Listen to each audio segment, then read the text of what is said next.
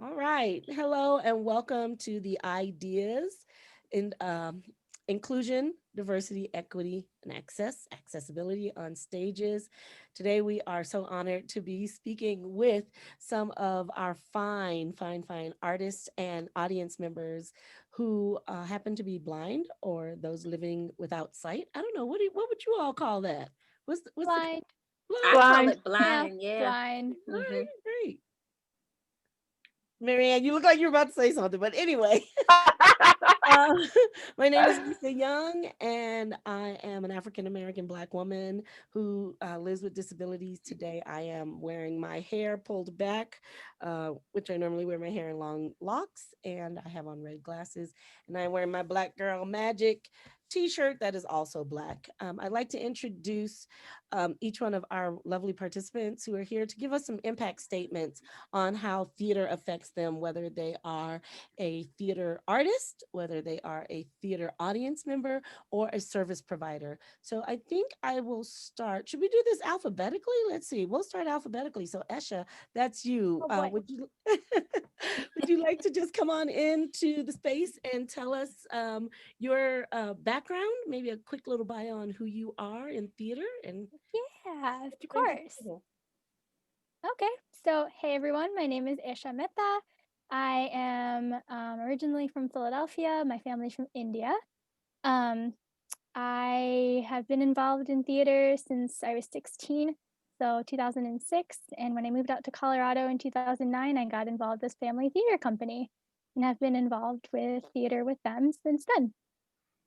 Thank you. Next, we shall go to Marianne Millarelli. I am Marianne, as she said. I am originally from New York, upstate and the city, a little of both. And I've been out here in Colorado for 16 years now. I have been involved in theater since probably 2009, 2010, somewhere in there. But I am a public speaker, distinguished Toastmaster, actor, and I teach improv classes and workshops for business and for fun. And I also do some Braille transcription and networking to connect people up with the resources they need in the blindness community. Thank you, Marianne. And finally, Monique, it's just because you have a MO and we go and you go by Mo. So you want to introduce It's yourself? all good, all good. Hi, everyone. I am Monique Melton. I am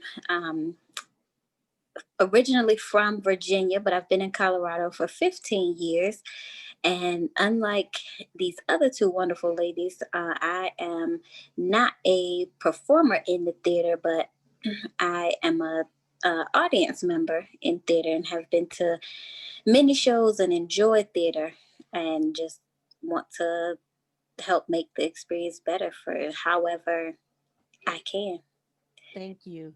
So we are setting this up because we are having a webinar that's coming up with Bonnie Barlow, and Bonnie is a audio description like guru queen, and she's going to come in and talk to us about ways that theater companies can be more accommodating. So what I did is I did go to some theater makers and ask some questions, ask them to ask questions that they would have as of you as both an artist and then also as an audience member.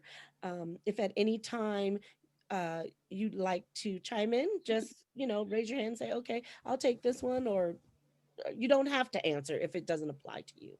Right. So the first question would be, what is your ideal theatrical experience in that imagining, and what needs that are wait, I'm sorry. Let me start with the first question. What is your ideal theatrical experience? So can we start? Let's go backwards. Monique, since you here as the audience member, what is your ideal? Oh my goodness, my ideal theatrical experience would be um,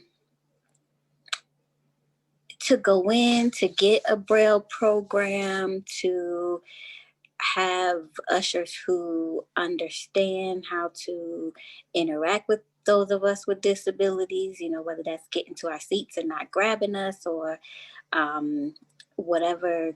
I'm blind, so that's what that looks like for me. But other disabilities have other needs and qualms and things. Let's see what else would be in my ideal theatrical experience. I mean, I'm always happy when I see other Black people on stage, and blind people on stage. So, that would be exciting as well. Lovely. Marianne, do you want to take that one? And then Esha, I'll move on to the next question for you. Okay. Or as a theater goer, I love when all of those things that Monique described. I love. I would also appreciate. I for one know that Braille programs are expensive. It's great to have them, and that is fabulous. But I would also love to see the day when we can go into a theater and possibly find a QR code board or something like that, and boom, you can scan it and there's your program up on your phone for you. For those of us going in that way, going a lot more paperless and a lot more of those kinds of things, it would be nice if ushers understand that people with disabilities who have canes or dogs, those devices should not be grabbed or taken out from someone. Um, or make eye contact with my guide dog and start gesturing at my dog to come instead of for me to come, because my guide dog follows somebody that I didn't specifically tell him to follow, he gets in trouble. And it's not fair to correct my dog for something that a human did, but I have to do it if he's doing something wrong. As an actor, or as somebody who wants to be on the stage in that theater, I would love to be auditioned fairly for any role when it comes to it. But for heaven's sake, if you're gonna cast for something that's blind, at least check with blind actors to find out if we're there, if we're qualified to fill a particular role. Sometimes that actually, I should be really honest and say more than probably 80 or 90% of the time that does not happen, and somebody sighted ends up playing us, and frankly they don't do the job that I would do of doing the same thing. Maybe I don't play a sighted person particularly perfectly either, but I would darn sure give it a better effort. And if I wanted to know how something was done, I would consult somebody sighted to find out how to do the thing I wanted to do to portray them. So I would love the same respect as a blind actor. The other thing I would say is I would want the same theater experience that anyone without a disability gets. If audience participation is requested or desired, and I'm one of the ones in the audience who volunteers, I don't want to find out after the fact that I wasn't permitted on that stage. Simply because a director or somebody, stage manager or somebody thought, oh my God, she's going to fall on the stage, so we're just not going to pick her. And that has happened to me. And I have had it pointed out very plainly. And I won't lie, it's very hurtful and it's actually very disrespectful. While I understand the point of keeping a theater safe, I also understand the dignity of any and every audience member. And the same things wouldn't be under consideration for anyone else sitting next to me in the same theater. So I would love to see those things change. Judge me for what I can do, not for what you think I can't. Thank you, Marianne. Wow. Can I just add one more thing? Yeah, sure. Go ahead. This Because is I'm an sitting open here thinking, conversation. I'm This is sitting an here open thinking, and conversation. something that I didn't mention that I have experienced and loved, and I wish that there was more of, is audio description Yes. at plays, and being able to get that audio description to describe those non-visual elements for those who don't know what audio description is, but be able to get that service whenever I go and not have to go on a specific day. Okay. And I think that did come up in one of our questions. So thank you for addressing that, Monique. And I was going to say, Marianne, you unpacked so much in your statement. Whew, I didn't let me even take it touch all down. of it because I So would love many to see things. more sensory tours too. Yes, and I was going to bring that up because I Because don't I have had the pleasure of putting together several of them and I've know. enjoyed the process. Yeah, and so what I want to do is really quickly, maybe let's speak to, because we might be talking in terms, and so we can have a shared language or a shared vocabulary. Esha, can you tell us in your words what a sensory tour looks like to you?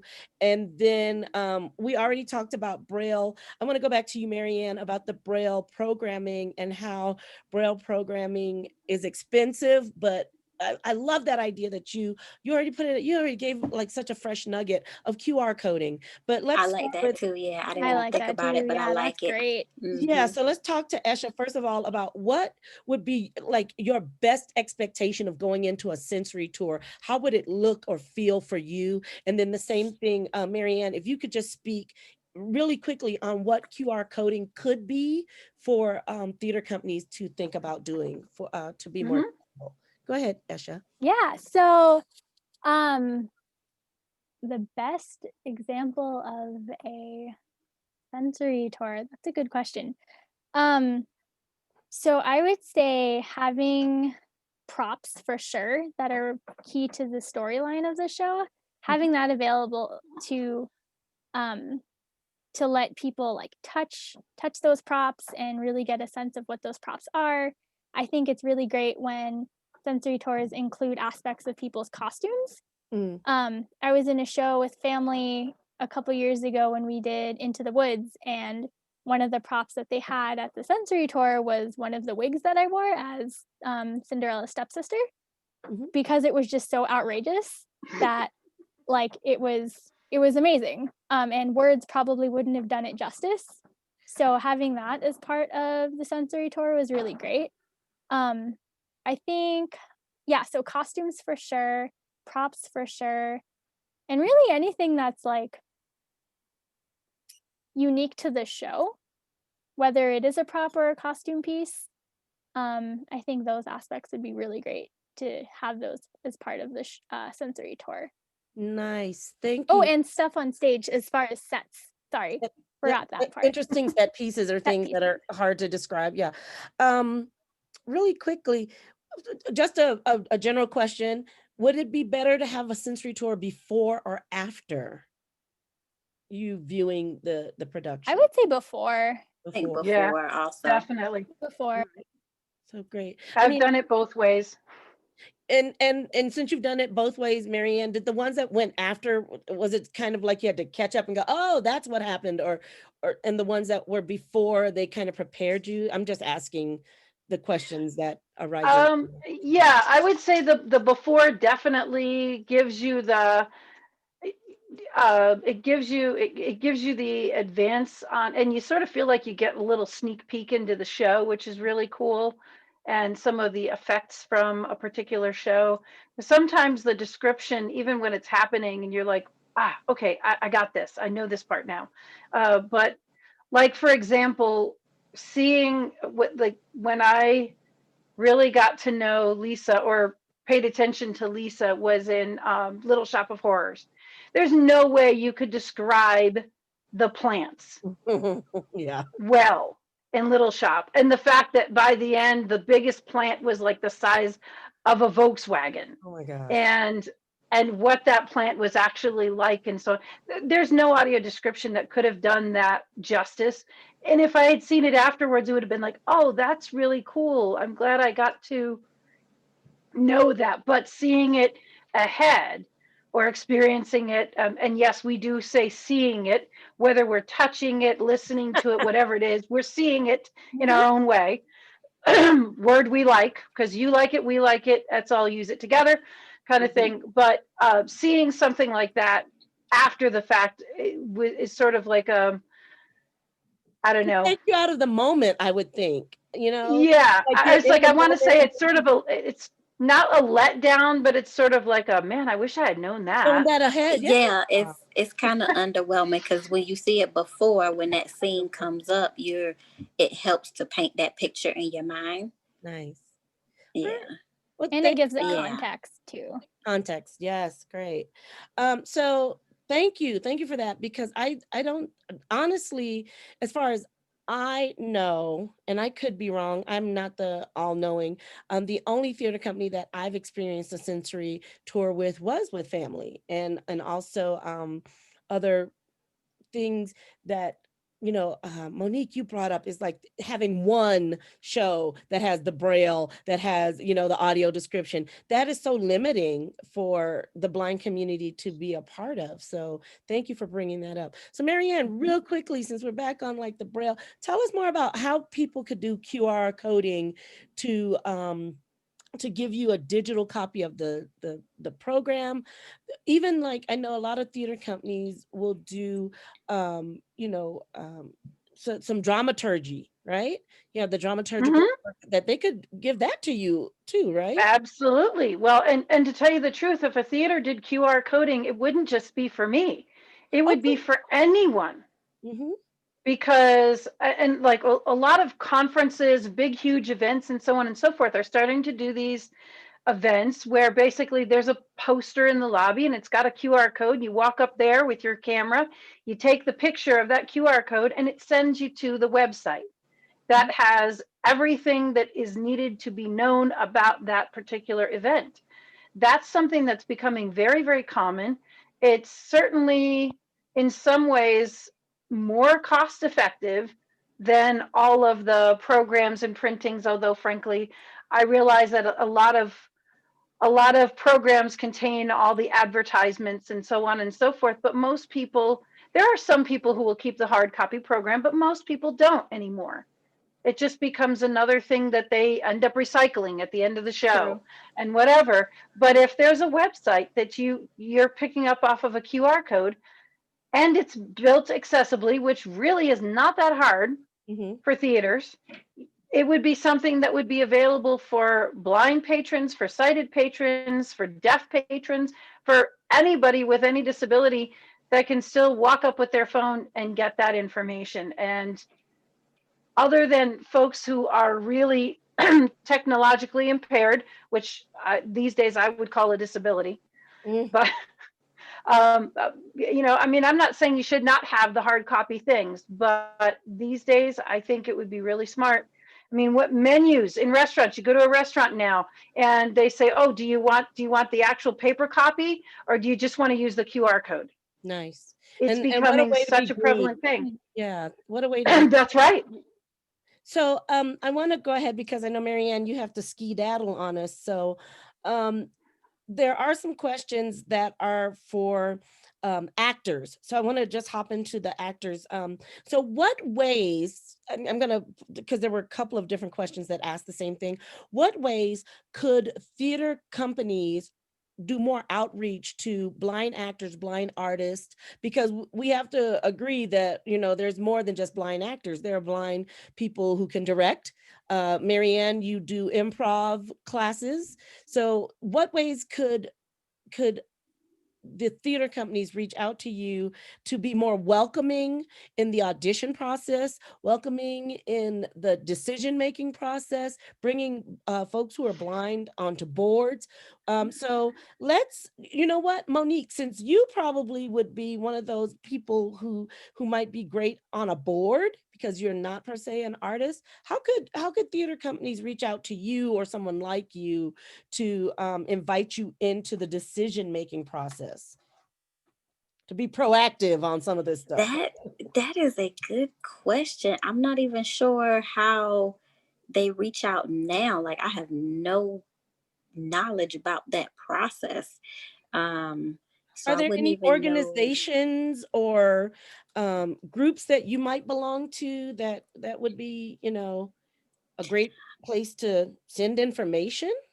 So yeah, and actually I guess now that you mention that, I didn't think of that, but I am part of the National Federation of the Blind and did get an opportunity to speak to some of the box office agents and some of the theater ushers and things, um, to teach them about interacting with blind people. And so I guess reaching out to organizations would be a great way to do it, to, you know, just Okay. say, hey, we need some expertise. We don't have this lived experience. What can you share?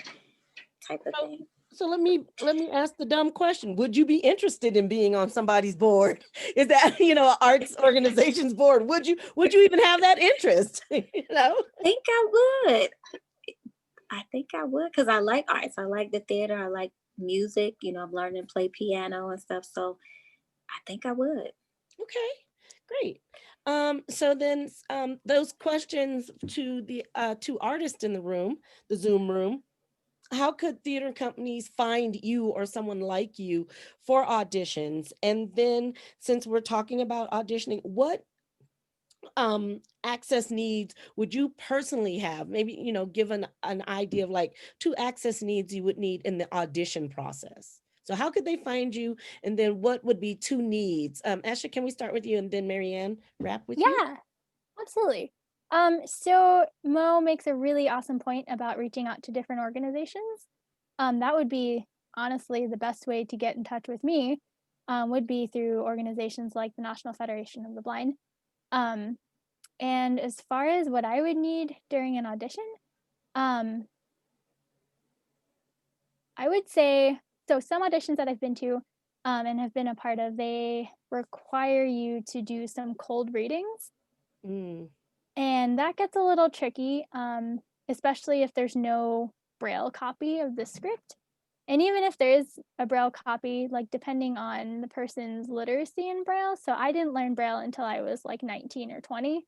mm, Um, so if there was a way to make that process more accessible, so like maybe sending it in an email like 10 minutes before you have to do that portion of the audition. Um, it would still be a pretty cold reading, but it would allow for people who don't have strong braille skills that are still learning braille or still working on their braille speed to be able to participate in that. Um, I would say the same thing with, um, doing music. Like if there is a music portion of the audition where you have to sight read, you know, 10 bars of music, having that availability beforehand would make it a lot more accessible. nice. So You just brought up something that I think a lot of the sighted world may not be aware of, is that not all blind people read Braille and not all blind people read Braille at the same level of literacy. for So sure. thank you for bringing that into the space, because I think that's a misnomer. It's like, oh, you're blind, you read Braille, right? Or, oh, I you wish that have, was you read true. Braille. I I know. so wish that was true, Well, but it's like it's a little sadly chip not the we case. plug into your brain, right? And it just automatically uploads that you know how to read Braille. I'm being Wouldn't that sarcastic. be nice? Oh I gosh. know. But yeah, thank you for like breathing that into the space, because I think that might be something that those of us who are sighted don't get, is like, it's not like you learn Braille overnight, or that all blind people have been blind their entire life, Mhm. because some Yeah. people, through health or accident become blind later in life.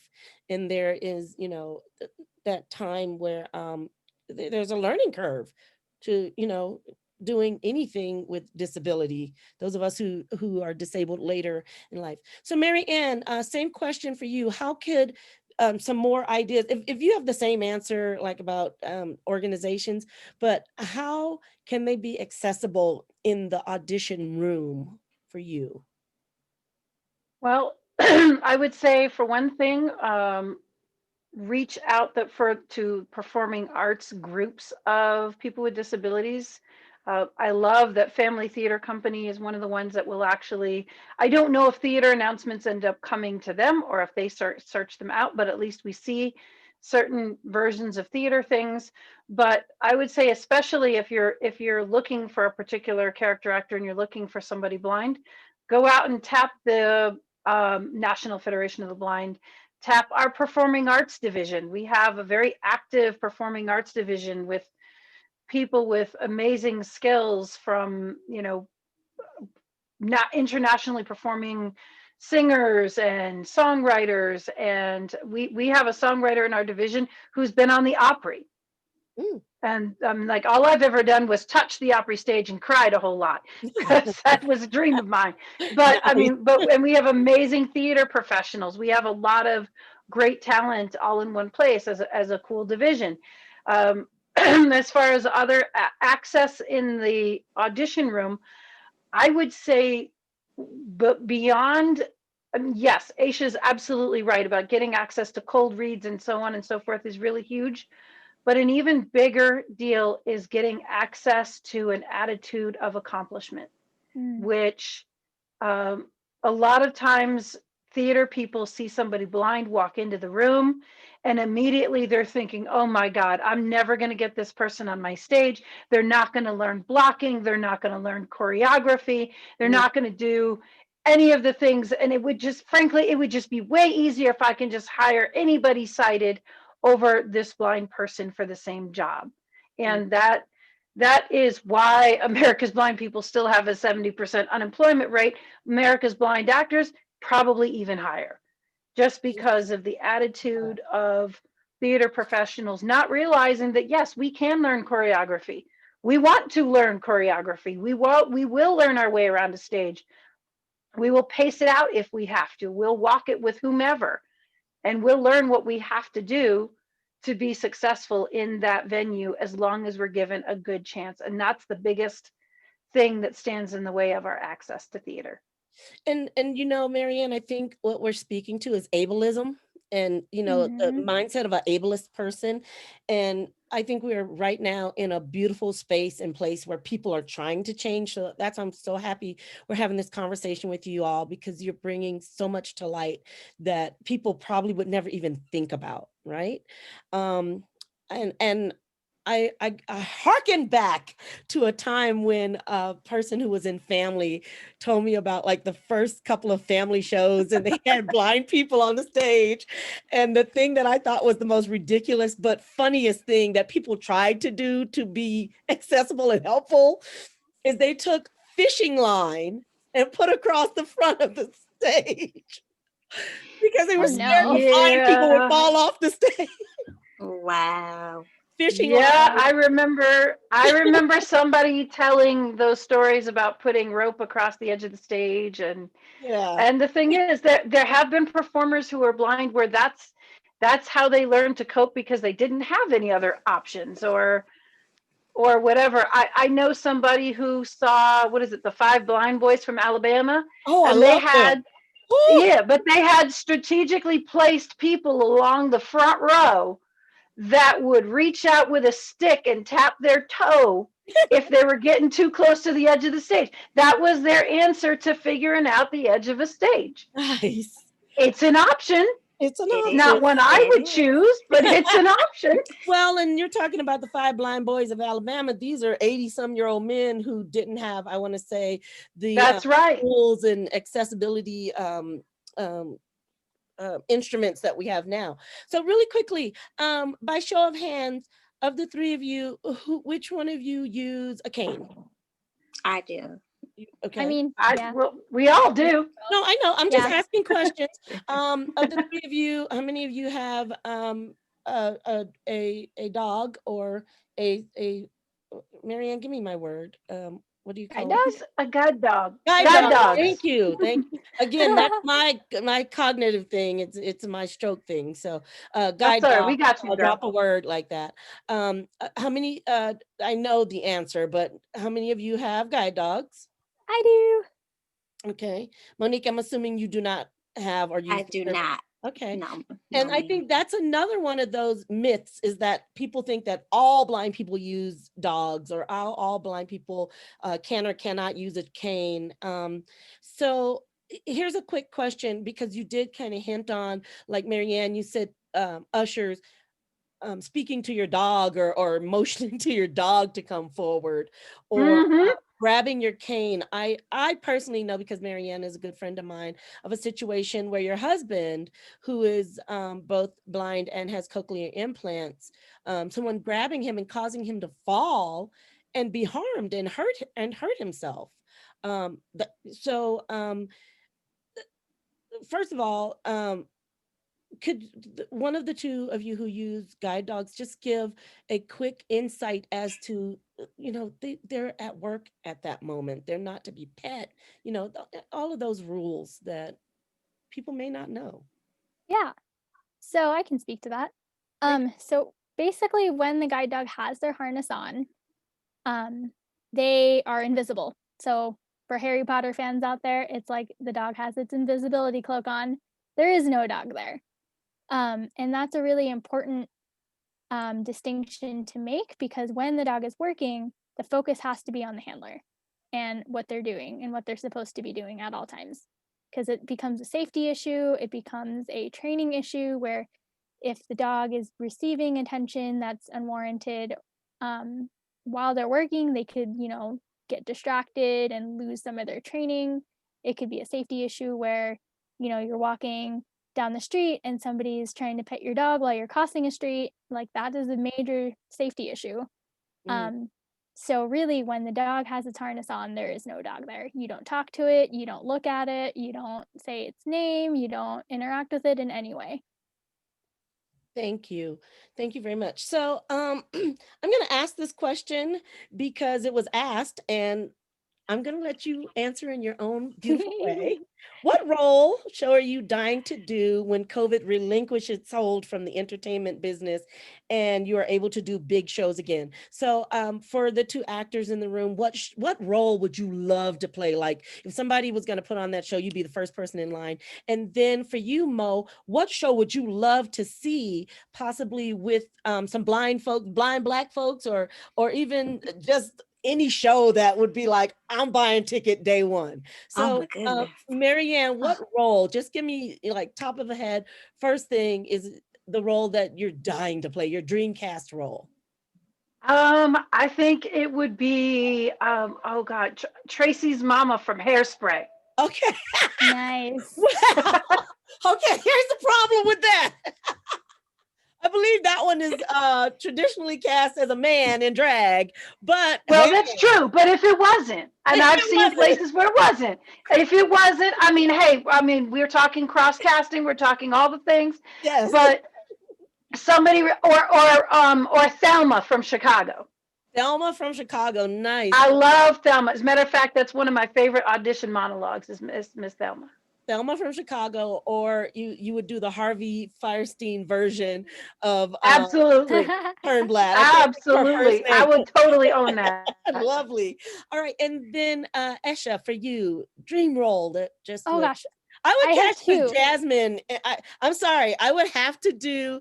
Have you seen the Aladdin, the live Aladdin play? No, I haven't. It's Oh on my my gosh, I list. it's on haven't YouTube. either. I think it's on YouTube. Find it, and maybe we'll Ooh, do a Zoom where we all watch it together, and I can do a little audio yes. description No, because there you go. Yes. because the carpet is like a little gymnast person with their arms and legs spread apart, and they do like all of the like jumps Ooh, and there's tassels, and they talk with the tassels. So we'll do that as a girlfriend's night. Hmm. But that sounds Oh, there you lovely. go. I'm for Yes, that. I I'm would in. say, I okay, Count would say me though, in. we'll do aside that from after this Jasmine, conversation. We'll set that up. So I'm sorry, and maybe I was being a little racist, but I think you would be a beautiful Jasmine. So thank you. She is one of the roles that I would love to play, but I would say my top two would be Cosette from Les Miserables, or my number one role would be Elphaba from Wicked. oh Oh my yeah. god, that would be amazing. I would love to paint you in the for the green makeup for that. I would Yes. Oh, that love would to be do so that. great. I've done Shrek's wife's name is Fiona. Yeah. Fiona, Fiona. yeah, and I've greened myself and my husband to his chagrin. I love Yeah, that. but those pictures were just so damn cute. Thank you. All right, so let's get back on course. Lisa, you're the worst. Back to Mo. What show would you break down the doors to go see? Oh my goodness. Oh man, what would I mm, that is a good question. I mean, Aladdin is definitely up there because Woo. that's one of my favorite childhood movies. Um, what else? If Tyler Perry was still doing Medea, plays. I would Oh, definitely girl. love to go see one of those. Yes. Um, The movies. I So got to see those in New York when they were first launching Medea stuff. Oh, I missed oh it my I so lived bad. in New goodness. Orleans when he first started writing and was living in his car. So Oh, yeah, nice, Mhm. such a talent. nice. Okay. Yeah, yeah. I don't Okay. know, or I mean something on Broadway. Let just like Just go to Broadway. if it's in my dream, we taking a vacation to New York and going to Broadway to see something. I don't know what I yet, want to but see. I want to see Ain't Too Proud to Beg, and I had a Oh yeah. chance to see it on Broadway in January, and I missed it because it was a mm, cold daggone evening. But they had like $40 tickets, oh, Oh and I wow. didn't Ooh. mm, go, and So I'm mm. still crushed about it. so I guess I would like to wrap this up because I think you've all just laid some really great nuggets in here for those of us who want to make theater more accessible both to you as an audience member and then also as a performer. Um, is there any dream that you would have if you woke up tomorrow and you had a dream of what theater would look like for you? And I want you to think of this like all encompassing from like the moment that they are creating theater to the moment you're either in a production or directing a production or choreographer or sitting in the front row seat, can you give me three things that you think need to be like a part of that entire process for you? And Monique, I'll start with you because I know you would be speaking to it from the audience member point of view. And I know my other two guests have like bigger dreams because they are a part of the sawdust and the light and the sounds of theater. So for you, Monique, what three things would you want people to take into consideration to build theater beautifully for you? Um, okay, just to reiterate something I said earlier, the audio description on, multiple days for sure. Access to the program, Braille or otherwise, and the sensory tour as a audience member. Like I think those three things would be wonderful for me as a blind person. In my dreams, I would be up on the stage though, but I'm too shy for that. But We'll get you you said in there. my But you We'll dreams, do get you so awesome in improv. I you have to said tell in you, my girl, dreams, you so you do awesome in improv classes. I'm just telling you. I have so much fun with those. But yeah, We're gonna do another one very soon We'll at get you convention. yes, there. yes. All right, great. Then Marianne, if you would go like three things that do this, do this, do this, and you'd make my dream of theater beautiful, and Esha will end with you. Uh, I want to say open minds and welcoming hearts Mm, from from the stage door to the front door mm, and Mm. everywhere in between. Mhm. I would say people who are honest enough to ask, how would you do this? mm, Instead of wondering and second guessing. And of course, access the uh, access to everything it would take to become whatever character that is I would need to be on the stage. lovely. Thank you. It sounds like a lot of just being a plain old human, right? Uh, Yes, Yeah, absolutely, yeah. I want some real humans. absolutely, yeah, like it sounds like talk and to to be me. treated as Yeah, such. yeah. And let's finish with Esha, and then I'll give you my what I'm hearing from you all. Yeah. So, three dreams of mine. Well, okay. If I woke up tomorrow and my dreams all came true, me being blind and me being a woman of color would not matter in the sense that um, having a disability wouldn't affect whether I got a role or not. It would be purely based on my skill and my talent. Nice. Number two, I would have to say being able to do some pretty wicked choreography without people freaking out that I might get hurt or something. I think in high school, I was the only blind person in my school district. And when I was doing theater with them, I was expected to do all of the choreography. So the lifts, the tosses, all of it.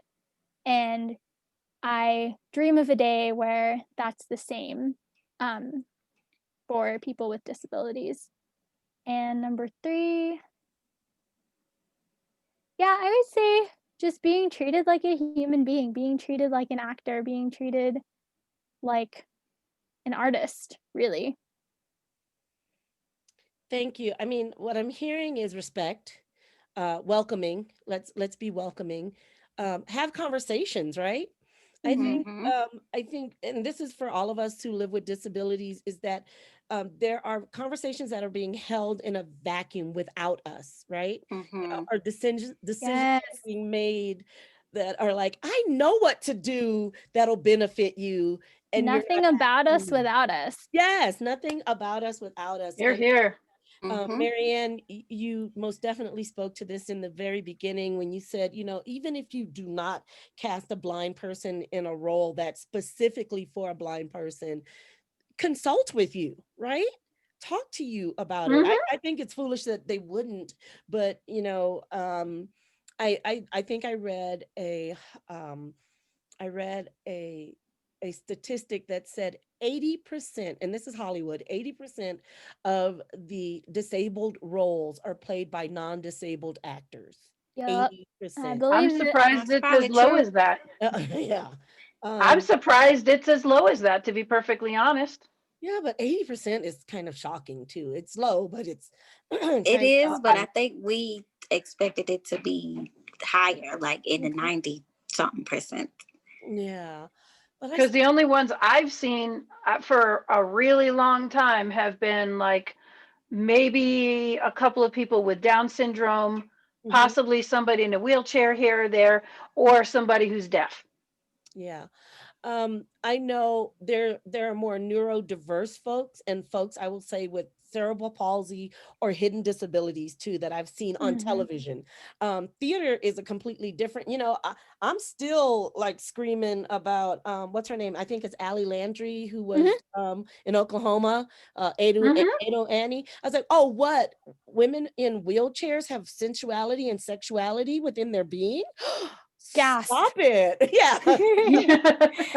So I just want to thank you for your time. Thank you for spending, an hour of your time with us. There's so much more that needs to be discussed. And I want to just tell you how valued this time has been for me. I count you all as friends, but um, we all can learn from each other. And I would just encourage you to continue to be vocal. If there's any way that ideas or myself can help spread, this common sense to those of us in this room. And Mhm. let us know. And please, you're a part of the community, you're part of the family. Just know that, and I mean family with a F at that point, not family with the PH for those of us who are in family theater company. So is there anything you'd like us to take away? Last words before we leave this moment. And I would just like you to speak freely. Let's start with Marianne, and 1 to 2 sentences of anything you don't feel that we've covered during this time. I feel like you've covered an amazing amount of ground. What I would say is if you're curious, ask the questions. If you if you just want to be educated, find somebody good to talk to about these things. And when it really gets down to it, if you see me walk onto your stage for an audition, or if I'm walking into your theater, give me the same wonderful theater experience that you could give anyone else. And we will all be the better for having gone through it together. Thank you, Marianne. Monique. Um, I would just say thanks for getting the conversation started and don't let the conversation stop here. Thank you. And it won't. As far as I have breath in my body, it won't. We'll keep having, and the thing is that these conversations don't have to be hard. Mm-hmm.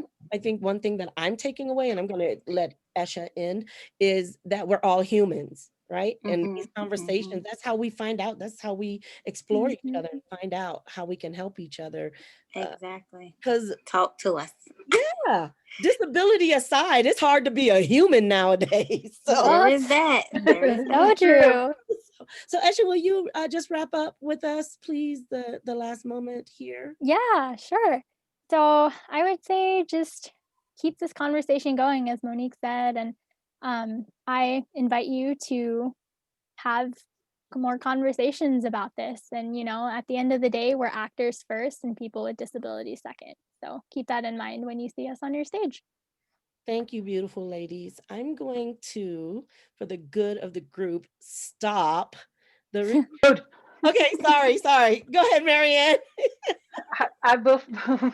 Before we conclude, we do have to say, from our perspective, a big thank you to you, Lisa, and to Idea Stages Yes. for being Mm-hmm. willing to have this conversation, for being willing Right. to genuinely hear us and absorb the feedback. And if you want this conversation to go further, please do not hesitate to reach out to all of us. I Right. am definitely very active in Idea Stages and parts of the pillars planning and so on. And Lisa definitely knows how to connect everybody with any of us, and we would all want to carry this forward. Yes. Definitely. Oh, thank you. This is what we're supposed to be doing. Don't get, I don't take compliments well, but I love you. Thank you I all. love you too, girlfriend. All right, can I stop recording now?